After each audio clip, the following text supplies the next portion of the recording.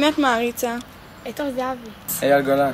אני מעריץ את אייל גולן. את אייל גולן. את ג'סטין ביבר. את הרב סנדרו, בית יוסף מבאר שבע. את אלון דרוקו. את לוס המחנכת שלי. שהוא בן אדם טוב, ויש לו אופי טוב, ושהוא חתיך, ושהוא אחלה גבר. לא. יש לו שירים יפים, ואני אוהבת אותו, והוא חתיך ויש לו ילדים יפים. המחנכת שלי. כי הוא חתיך, ואני אוהבת מה שהוא עושה, ואני אוהבת את הסדרות שהוא משחק בהן. אני אוהב את השירים שלו, אני שומע אותו מאז שאני ילד קטן. התחלתי לשמוע שירים שלו לאט לאט, וככה התחברתי, ואז הלכתי להופעה שלו, ואז התחברתי, ואז הוא בא גם לחתונה של דוד שלי, וככה התחברתי אליו יותר.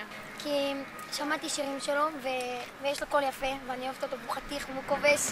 כי הוא קדוש, כל שיעור אנחנו איתו, אנחנו קוראים איתו את דין התורה, ויש לנו איתו שעה גבוהה מ-6 עד 7. לדעתי הוא מודל לחיקוי, ואני אוהבת אותו, איך שהוא שר ואיך שהוא רוקד, והוא זז מושלם. כי היא מודל לחיקוי בשבילי, בזכות אני עושה בגרות, היא מובילה אותי להצלחה, וכו' של דברים. בערך מה שאני זוכר את עצמי, בערך מגיל 5-6. ענווה הם לא עושים פוזות והם בגובה העיניים של כל אחד וכל האזרחים. שהוא בן אדם חמוד, חכם, חתיך. הוא כל הזמן שמח, כל הזמן קופצני.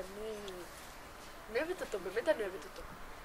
את היופי שלו, את הקול שלו, את ההתנהגות שלו. מצחיק, תמיד מחייך, הוא תמיד עוזר לך בכל מה שתרצה, תמיד יש לו תשובה להכל.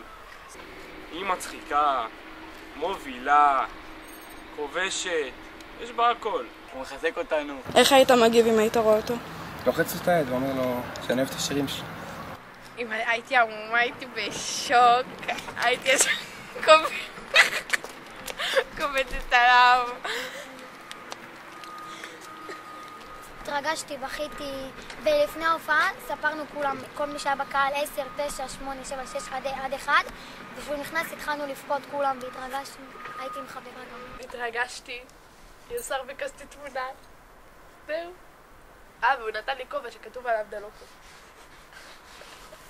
הצד זה שאני מעריך בן אדם לפי התכונות האישיות שלו, המעשים שהוא עושה והעבודה שהוא עושה, אני מעריך את העבודה שהוא עושה. אני אוהבת אותו כמו שהוא וגם כאילו גם מה שהוא עושה, אז כאילו לא מעניין אותי, אני עדיין אמשיך להריץ אותו ולאהוב אותו. שהוא היה חבר של סלינה גומז ואני התרגשתי כי היא לקחה לי אותו החוצפנית הזאת.